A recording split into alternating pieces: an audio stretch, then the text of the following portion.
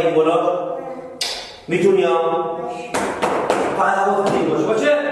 오케이. 뭐야?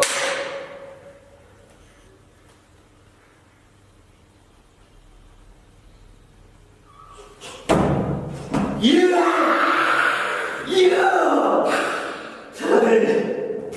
나가되죠.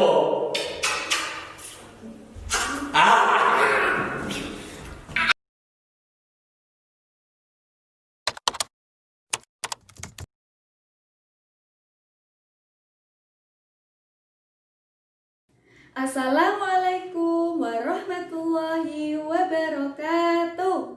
Waalaikumsalam warahmatullahi wabarakatuh.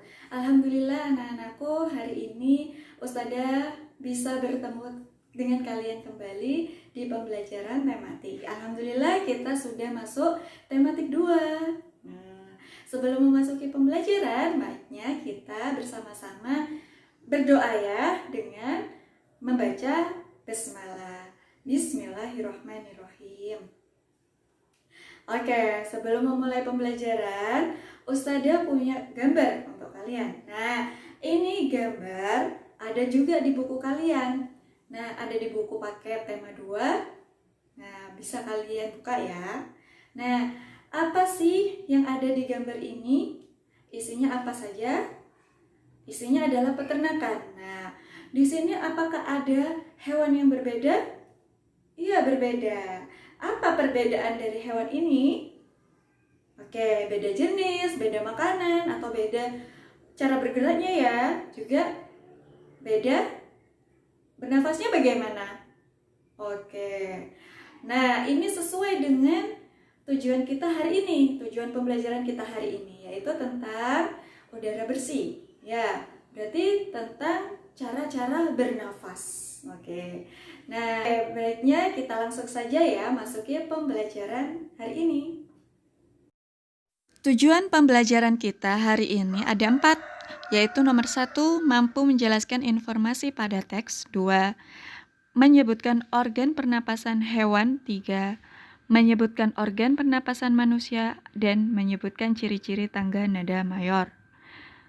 Nah, di sini tujuan 1 menjelaskan informasi teks. Cara menjelaskan isi teks dapat dilakukan dengan mengajukan pertanyaan yang mengandung adik simba. Apa saja itu adik simba? Apa, di mana, kapan, siapa, mengapa, bagaimana. Langsung ke contoh bacaan ya. Teks. Dayu dan ikan hias. Dayu memelihara banyak ikan hias berjenis ikan mas koki. Ikan-ikan hias itu dipelihara dalam sebuah akuarium. Setiap hari Dayu memberi makan ikan-ikannya. Dayu juga rutin membersihkan akuarium lalu mengganti airnya dengan air bersih. Kegiatan itu ia lakukan seminggu sekali. Dayu senang melihat ikan-ikan di dalam akuarium berenang ke sana kemari. Dayu memperhatikan saat mulut ikan-ikan itu terbuka dan menutup. Seolah-olah ikan-ikan itu selalu menelan air. Dayu bertanya-tanya, apa yang dilakukan ikan-ikan itu?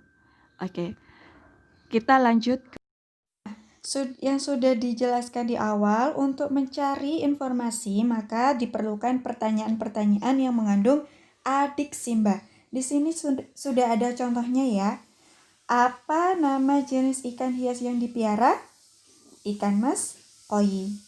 Terus, di mana ikan hias itu dipiara? Ikan mas itu dipiara di akuarium. Kapan akuarium dibersihkan? Kapan? Setiap seminggu sekali. Siapa yang memelihara ikan hias? Dayu. Kapan ikan hias itu diberi makan? Setiap hari. Terus apa yang diperhatikan Dayu saat melihat ikan-ikan hiasnya? Yang diperhatikan adalah mulut-mulut ikan yang selalu terbuka dan menutup. Oke, itu adalah contoh untuk mencari informasi. Kemudian, seperti yang sudah diperhatikan oleh Dayu, bahwa ikan-ikan hias itu selalu membuka dan menutup mulutnya. Kira-kira apa ya yang mereka lakukan? Ya, selain minum, ikan-ikan itu karena hidupnya di air, mereka itu sedang menghirup udara.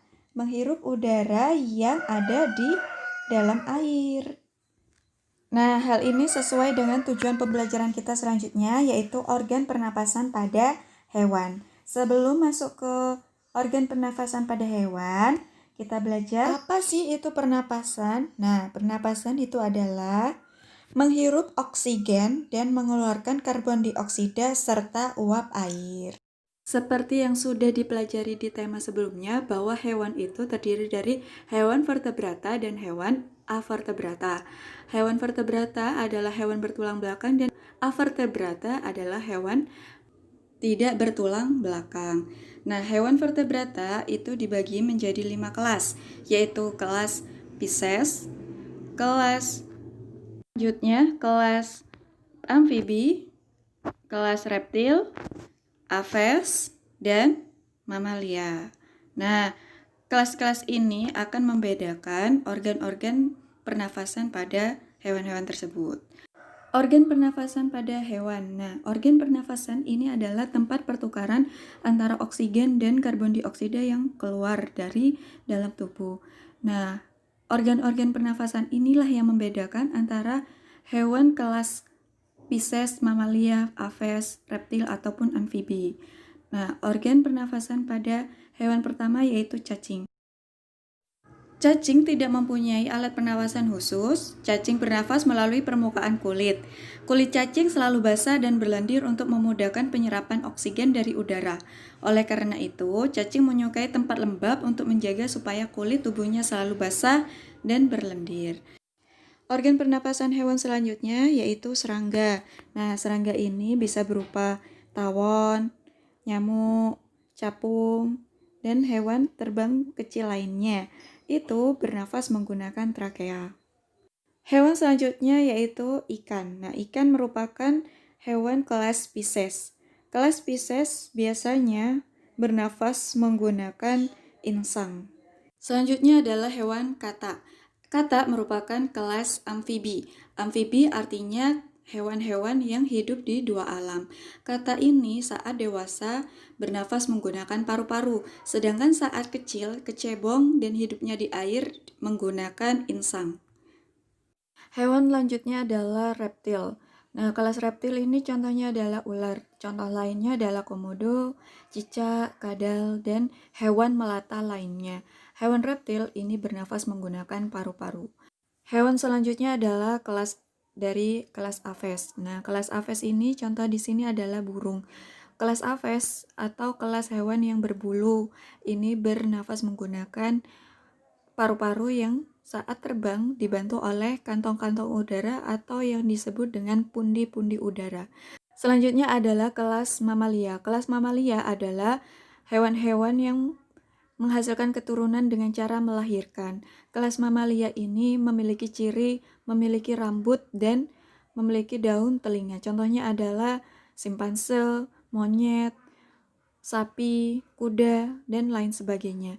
Nah, kelas mamalia ini bernafas menggunakan paru-paru.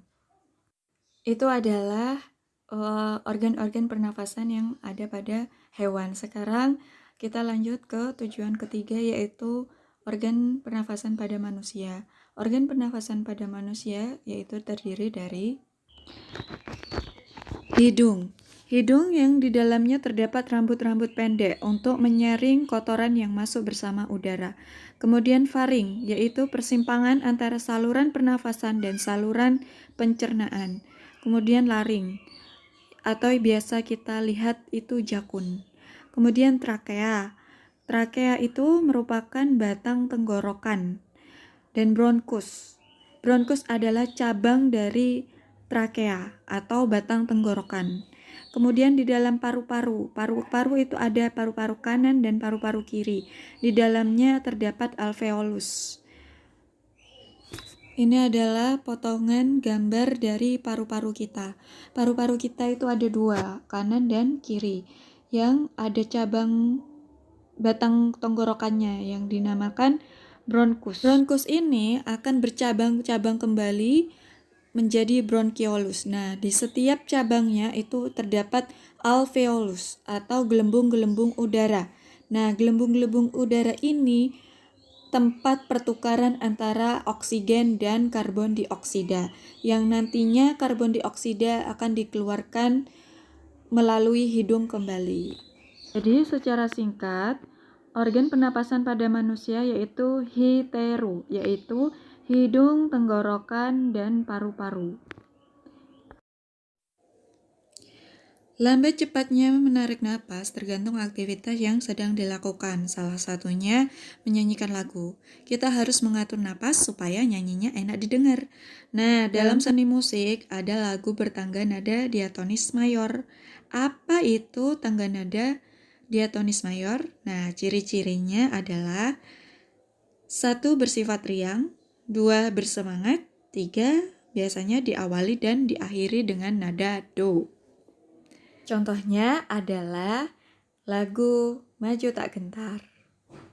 Alhamdulillah kita sudah mencapai 4 tujuan pembelajaran hari ini. Jadi kesimpulan pembelajaran kita hari ini yaitu 1.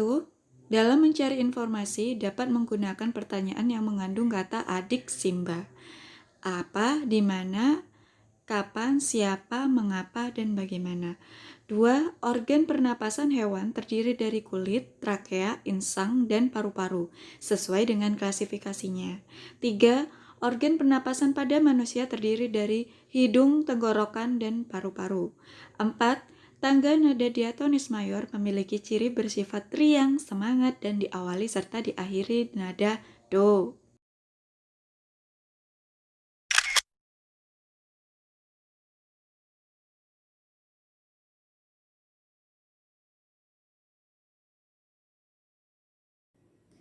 Alhamdulillahirrabbilalamin. Alhamdulillah kita sudah di penghujung pembelajaran. Nah, alhamdulillah kita sudah mendapatkan 4 tujuan dan 4 kesimpulan. Semoga apa yang sudah Ustadzah berikan ini bermanfaat untuk kalian ke depannya. Amin. Oke. Sama-sama kita mengucap hamdalah. Alhamdulillahirrabbilalamin. Oke, Ustadzah tutup. Wassalamualaikum